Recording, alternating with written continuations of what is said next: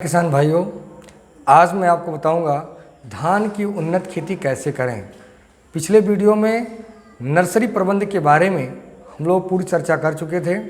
आज हम आपको बताएंगे कि धान की उन्नत खेती कैसे करें, इसके लिए क्या क्या सावधानियां बरतनी हैं और उन्नत खेती करने के लिए कैसे इसकी तैयारी करें, इस विषय पर आज हम लोग चर्चा करेंगे। इसके लिए अगर कोई भी फसल लगाते हैं तो सर्वप्रथम उसमें जो पहला बिंदु होता है वो मृदा की तैयारी, भूमि की तैयारी आप कैसे करेंगे। तो धान की खेती के लिए भूमि की तैयारी कैसे करते हैं, इस विषय पर हम लोग सबसे पहले चर्चा करेंगे। मान लीजिए कि आप गेहूं के खेत में धान लगाना चाहते हैं तो गर्मी के सीज़न में आप गहरी जुताई कर दें। यदि आप गहरी जुताई कर दें गर्मी के सीज़न में तो जो रोग कारक हैं या जो कीट के कुछ अवशेष हैं जो मृदा में दबे हुए हैं, जो मृदा में पड़े हैं, वो सब पूर्ण रूप से नष्ट हो जाएंगे। और जो भी खरपतवार हैं, हानिकारक खरपतवार, उनके जो जड़ हैं वो सब ऊपरी सतह पर आ जाते हैं और जिससे जो धूप लगने से, तेज़ धूप की वजह से वो सारे सूख जाते हैं। तो इसलिए गर्मी में 1 से 2 बार आप गहरी जुताई ज़रूर करें। गहरी जुताई करने से ये फ़ायदा आपको ज़रूर मिलेगा।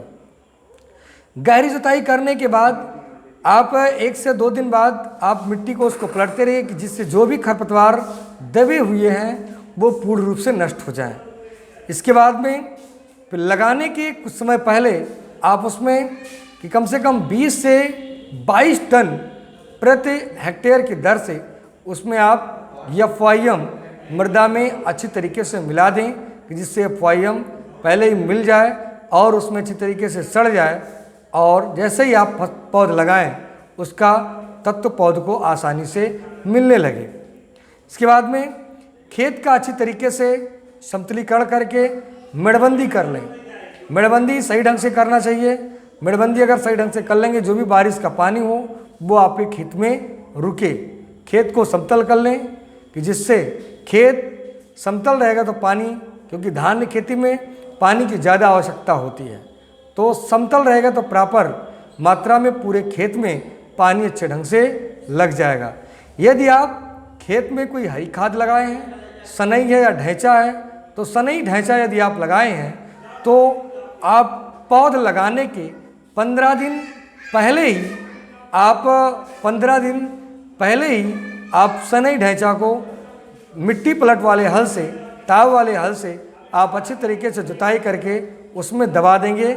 6 इंच की गहराई तक सके तो उसको आप दबा दीजिए कि जिससे हरी खाद पूर्ण रूप से सड़के और वो मृदा में अच्छे तरीके से मिल जाए। जब आप खेत की तैयारी अंतिम जब चरण में हो तो उस समय में आप PSB या आपके पास अगर राइजोबियम कल्चर है तो उसको भी मृदा में आप डाल करके या गोबर के साथ मिला करके या बालू के साथ उसको मिला करके और खेत में अच्छी तरीके से डाल दीजिए। अगर आप PSB डाल देते हैं तो PSB का फुल फॉर्म होता है फास्फोरस सल्बलाइजिंग बैक्टीरिया, मतलब फास्फोरस को घुलनशील रूप में बनाने वाली जीवाणु। तो इससे क्या होगा, जो आपके मृदा में जो पड़ा हुआ फास्फोरस है वो आसानी से पौधों को प्राप्त हो जाता है और पौधों को आसानी से मिल जाता है। लास्ट अंतिम दौर पे जब आप पडलिंग की, जो उसमें आप पानी भर के और उसमें पाटा लगाएंगे, उस टाइम में आप उसमें नाइट्रोजन की आधी मात्रा, फास्फोरस और पोटास की पूरी मात्रा आप ट्रांसप्लांटिंग के समय ही खेत में डाल देंगे।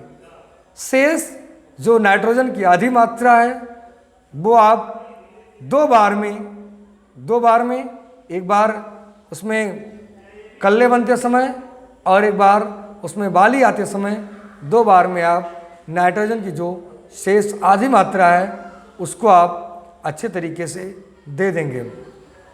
खेत को आप अच्छे ढंग से अगर तैयार करेंगे तो आपका पैदावार बहुत अच्छे ढंग से उसमें आपको मिल सकता है। पैदावार अच्छा लेने के लिए भूमि की तैयारी सबसे ज़्यादा अहम होता है।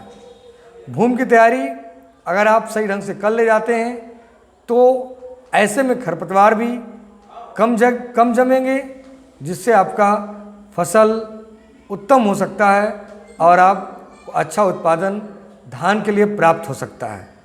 तो ऐसे में किसान भाइयों, भूमि की तैयारी पर इन बिंदुओं पर आप जरूर ध्यान दीजिए। यदि आपको लग रहा है कि हमारे खेत में अगर उसमें कुछ कीड़े मकोड़े लग रहे हैं, पहले से उनका प्रभाव है, तो आप लगाते समय उसमें कुछ कीटनाशक दवा को भी डाल दीजिए कि जिससे जो भी रूट बोरर, जो जड़ को खाने वाले कीटों, वो भी पूर्ण रूप से नष्ट हो जाएं, जिससे आपका फसल उत्तम अच्छे तरीके से प्राप्त हो सके। धन्यवाद।